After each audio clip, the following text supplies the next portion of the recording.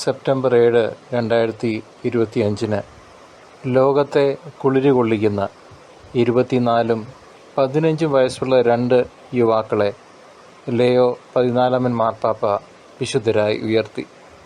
വാഴ്ത്തപ്പെട്ട പിയർ ജോർജോ ഫ്രസാത്തിയും വാഴ്ത്തപ്പെട്ട കാർലോ അക്യൂട്ടസും.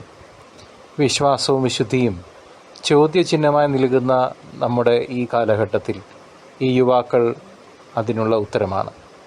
ഈശോയെ ഒത്തിരി സ്നേഹിച്ച അവർ ആ ദിവ്യനാഥനെ വിശുദ്ധ കുർബാനയിലും സഹചരിലും കാണുകയും സ്നേഹിക്കുകയും ശുശ്രൂഷിക്കുകയും ചെയ്തു. ലോകത്തിന് മുന്നിൽ തിളങ്ങി നിന്നവർ ആയിരുന്നില്ല അവർ. എന്നാൽ എല്ലാവരെയും കാൾ ഒരു പിടി കൂടുതൽ ഈശോയെ സ്നേഹിച്ച് ഈശോയ്ക്ക് വേണ്ടി ജീവിച്ചവരായിരുന്നു അവർ ഇരുവരും.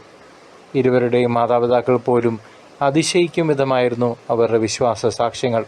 സത്യം പറഞ്ഞാൽ മക്കളുടെ മരണക്കിടക്കയിലാണ് അപ്പനും അമ്മയും ഈ വിശുദ്ധരായ മക്കളുടെ വിശുദ്ധി തന്നെ തിരിച്ചറിയുന്നത്. വാഴ്ത്തപ്പെട്ട കാർലോയെയും ജോർജിയോയെയും കഴിഞ്ഞ വർഷം, അതായത് 2024 വിശുദ്ധരാക്കി ഉയർത്താൻ ഫ്രാൻസിസ് മാർപ്പാപ്പ കാത്തിരിക്കവെയാണ് പ്രിയപ്പെട്ട നമ്മുടെ പാപ്പ നമ്മിൽ നിന്നും വേർപിരിഞ്ഞത്.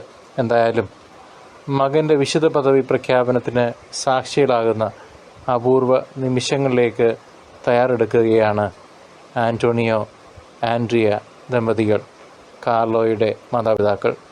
മാറുന്ന ഈ ലോകത്തിൽ മായാത്ത വിശുദ്ധിയും മാറ്റൊലി കൊള്ളുന്ന വിശ്വാസവുമായി ജീവിച്ച ആധുനിക ലോകത്തിലും ഈ ഡിജിറ്റൽ ലോകത്തിലും വിശുദ്ധരായി ജീവിക്കാമെന്ന് തെളിയിച്ച ഈ യുവ കോമളർ നമുക്കെല്ലാവർക്കും ഒരു വിശുദ്ധ ചാലഞ്ചാണ്.